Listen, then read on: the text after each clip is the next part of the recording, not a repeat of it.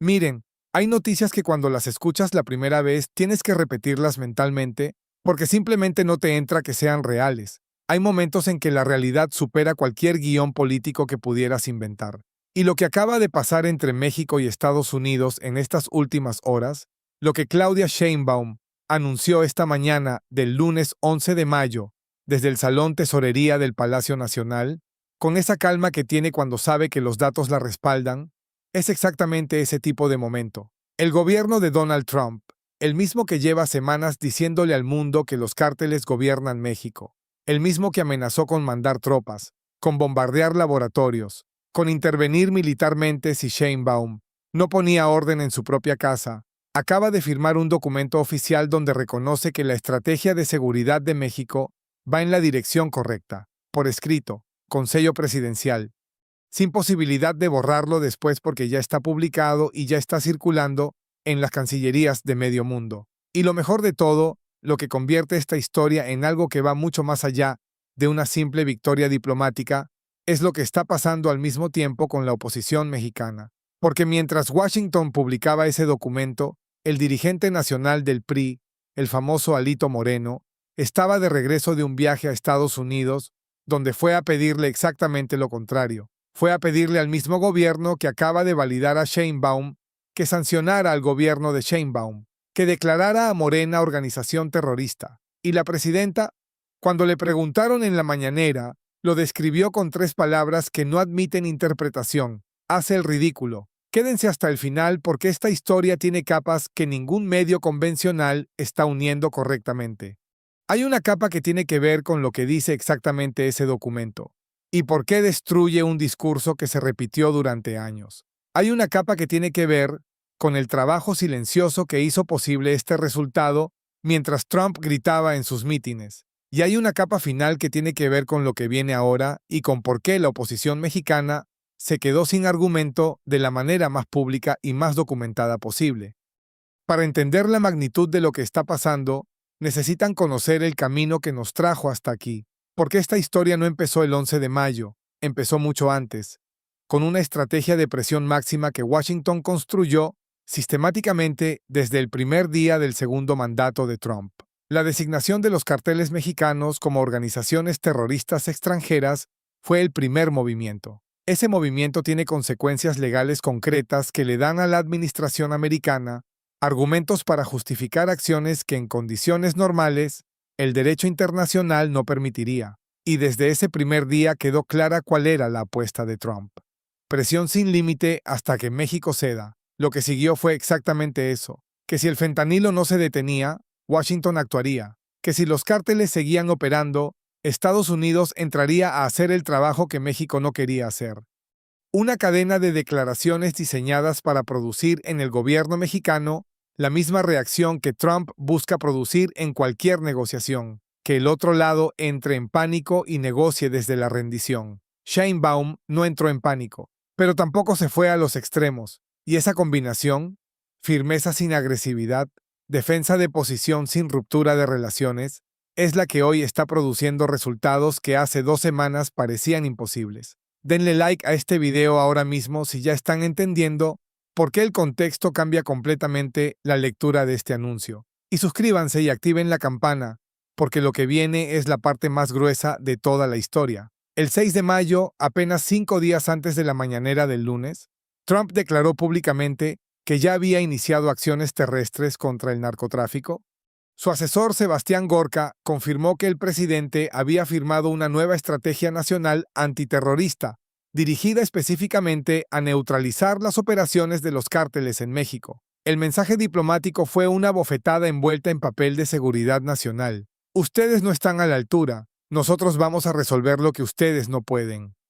Ese fue el momento en que todos los analistas predijeron la ruptura definitiva. Columnas enteras escritas sobre el colapso inminente de la relación bilateral. Voces dentro y fuera de México diciendo que Sheinbaum tendría que ceder o enfrentar consecuencias que el país no podía aguantar. Lo que esos analistas no estaban leyendo, lo que nadie fuera de los despachos de Hacienda y Cancillería y la Consejería Jurídica de la Presidencia sabía en ese momento, es que el propio gobierno de Trump ya había publicado el 5 de mayo un documento que contradecía de manera directa y verificable cada una de esas declaraciones de tribuna. El documento se llama Estrategia Nacional de Control de Drogas de los Estados Unidos. Lo firma Donald Trump. Y lo que ese texto dice es exactamente lo que ninguna administración americana había puesto en papel oficial con esa claridad en toda la historia de las políticas antinarcóticos. Espérense porque ahora viene la parte que más duele a los que han estado repitiendo que México no hace nada. El documento de Trump establece que el camino para construir un país libre de drogas pasa por las normas sociales y por la prevención. Reconoce formalmente que aproximadamente el 16% de la población estadounidense tiene problemas serios de consumo de drogas. Habla de prevención como herramienta central de la política antinarcóticos. Habla de respuesta a sobredosis. Habla de la necesidad de reducir el flujo de armas desde territorio americano hacia México. Y admite, en el lenguaje burocrático pero completamente inequívoco de los documentos de política pública, que el enfoque exclusivamente punitivo que Estados Unidos promovió y exportó al mundo durante 40 años fracasó. Léanlo de nuevo porque merece ser leído con toda la atención del mundo. El gobierno que amenazó con bombardear laboratorios en México está firmando simultáneamente un documento donde admite que el problema de las drogas es fundamentalmente doméstico americano, que los consumidores están en su territorio, que las armas que alimentan la violencia en México salen de su territorio, que la prevención y la atención social son parte de la solución, y que el modelo que Washington le impuso a todo el mundo como la única respuesta válida durante décadas no funcionó. ¿Eso no es una pequeña contradicción entre el discurso de mitin y la política real? Es la contradicción más grande que puede existir. Es la distancia entre lo que un gobierno le dice a su base electoral para mantenerla indignada y lo que ese mismo gobierno firma cuando tiene que hacerse responsable de sus decisiones ante el derecho internacional y ante la historia. Y ahora necesito contarles cómo manejó Sheinbaum este momento, porque la forma en que lo manejó dice todo sobre el tipo de presidenta que es y sobre la estrategia que ha estado ejecutando durante todo este tiempo. Cuando se enteró de que el documento existía, cuando supo que Washington había firmado algo que validaba punto por punto la postura mexicana, no salió a celebrar ruidosamente. No convirtió el documento en trofeo de redes sociales. No organizó una conferencia de prensa de emergencia para demoler el argumento de la oposición. Lo trató como un dato, como alguien que presenta un resultado que ya esperaba, porque los datos siempre apuntaron en esa dirección. En la mañanera del 11 de mayo fue exactamente así de directa. Mañana el gobierno de Estados Unidos publica un documento donde reconoce la estrategia mexicana de atención a las causas y donde acepta que el tráfico de armas desde su territorio hacia México tiene que detenerse, sin drama, sin fanfarria, sin el triunfalismo que cualquier otro político del planeta habría desplegado ante un momento así. Y esa calma no es frialdad ni indiferencia, es la señal de alguien que sabía que esto iba a pasar, porque había trabajado durante meses para que pasara. Suscríbanse si ya están viendo el nivel de la jugada, y activen la campana porque ahora viene el contraste que destruye por completo el argumento de la oposición. Mientras todo esto ocurría, mientras el documento de Trump se preparaba para publicarse con ese reconocimiento histórico de la estrategia mexicana, Alejandro Moreno Cárdenas, Alito Moreno, el dirigente nacional del PRI, estaba de regreso de un viaje a Washington, un viaje que hizo en la dirección exactamente contraria a todos los hechos que acaban de contarles.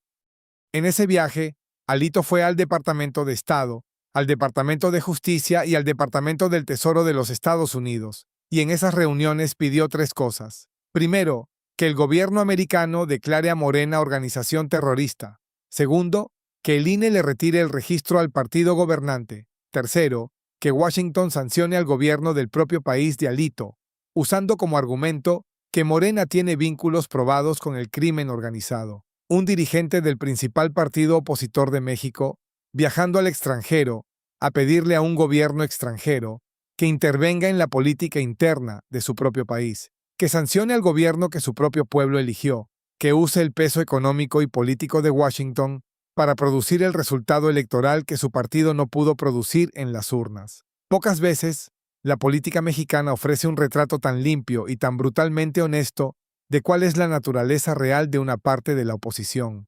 no la oposición crítica que hace preguntas difíciles y exige rendición de cuentas desde adentro del sistema democrático. La oposición que cuando no tiene argumentos que funcionen en casa, sale a buscar al vecino poderoso para que haga el trabajo que ellos no pueden hacer solos. Sheinbaum lo dijo con 3 palabras: hace el ridículo. Y esas 3 palabras son demoledoras no como insulto, sino como descripción literal de lo que ocurrió. Porque el mismo gobierno al que Alito viajó a quejarse estaba a punto de publicar un texto que dice exactamente lo contrario de lo que él fue a pedir. No hay sanción, no hay declaración de organización terrorista, no hay ningún gesto en la dirección que el dirigente priista solicitó. Hay un reconocimiento oficial de que la estrategia de seguridad del gobierno de Morena va en la dirección correcta.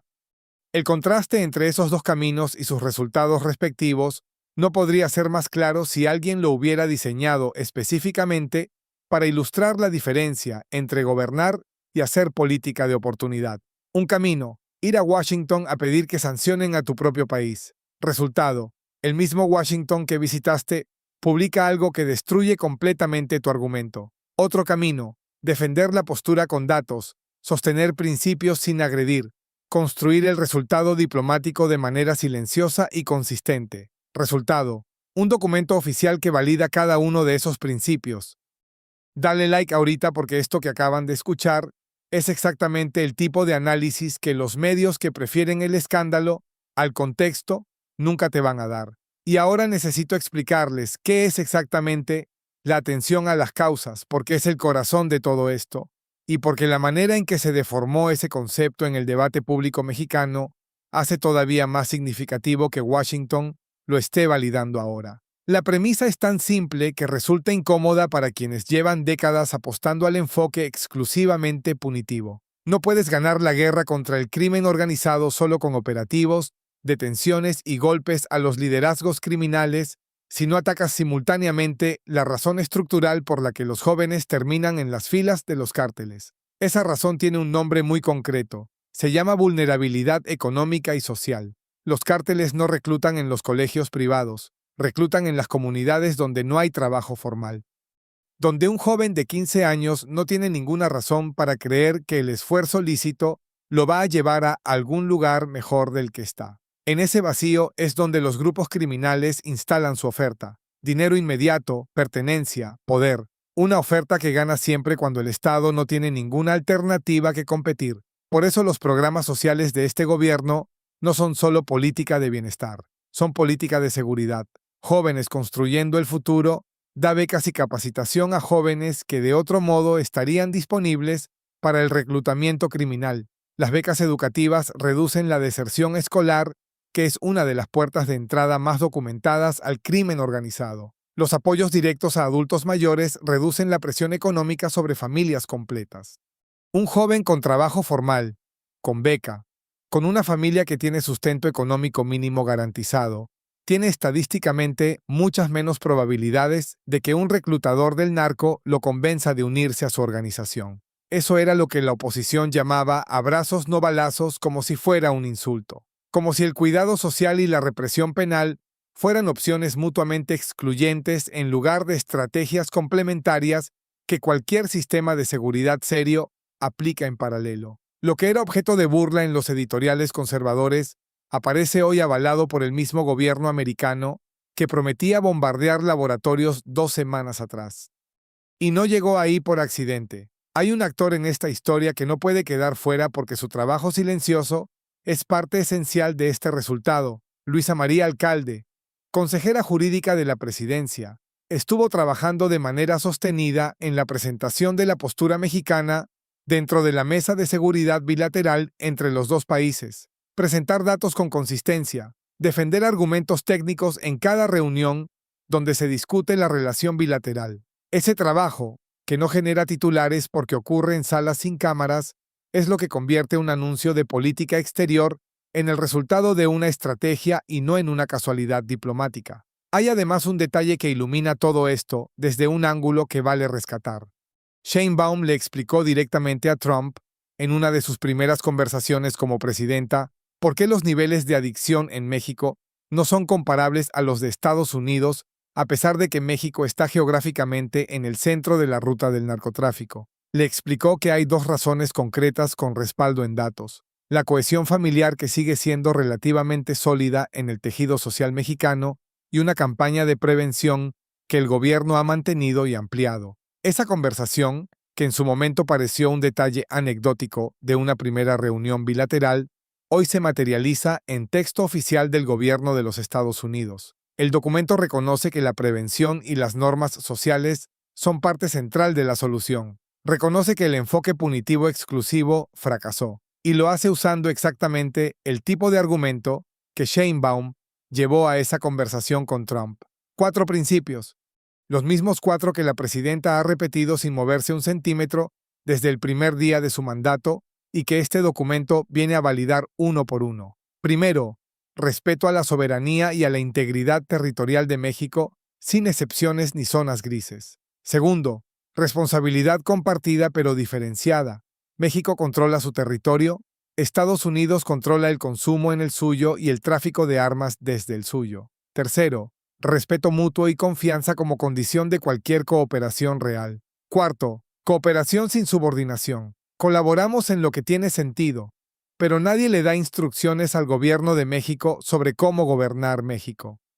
Y el documento de Trump los valida todos. No porque Washington haya decidido generosamente reconocer el mérito mexicano, sino porque cuando presentas datos con consistencia, durante suficiente tiempo, la evidencia termina imponiéndose sobre cualquier narrativa construida para el consumo doméstico de la política americana. Ahora llegamos a la pregunta que importa. ¿Qué viene después de que este documento se publique oficialmente? Lo que viene es la consolidación del modelo de seguridad mexicano como referencia verificable en el escenario internacional, un reconocimiento que no va a poder ignorarse porque está firmado por el mismo gobierno que amenazaba la semana pasada, un documento que va a estar disponible para citarse cada vez que alguien intente volver a instalar la narrativa de que México no hace nada.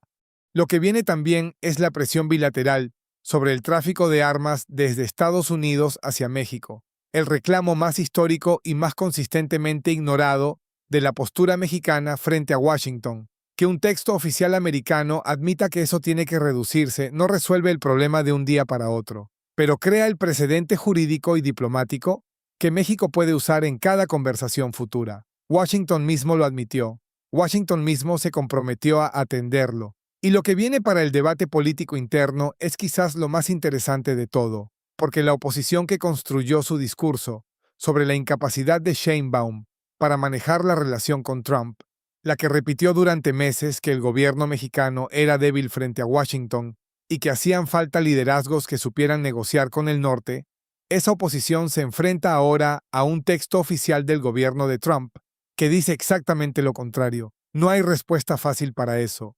No hay giro de comunicación que permita presentar una derrota argumentativa tan documentada como algo manejable. El documento existe, el reconocimiento está por escrito, y la única alternativa que le queda a quien construyó su postura sobre esa narrativa es esperar a que el tiempo pase rápido y la gente lo olvide. Lo que esta semana demostró, lo que los próximos días van a terminar de confirmar cuando el documento circule oficialmente, es algo que va más allá de este episodio concreto. Demuestra que hay una manera de relacionarse con potencias más grandes que no es ni la rendición ni la confrontación innecesaria. Que existe un camino donde un país mediano puede defender sus principios con consistencia, presentar sus datos con paciencia y construir resultados diplomáticos reales sin romperse y sin doblarse. Eso lo están mirando en cancillerías de toda América Latina. Lo están leyendo en gobiernos que enfrentan presiones similares de potencias más grandes. Y lo está escribiendo la historia con un texto firmado por el propio Donald Trump.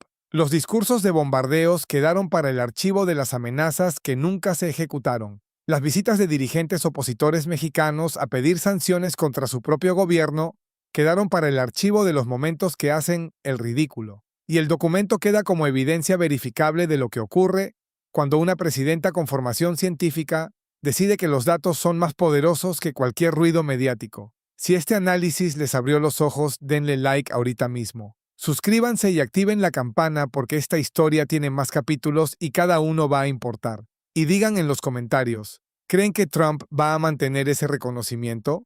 ¿O va a volver a las amenazas de meeting en cuanto le convenga políticamente? ¿Y qué creen que va a hacer la oposición mexicana cuando el documento esté publicado y ya no pueda ignorarse? Los leo a todos.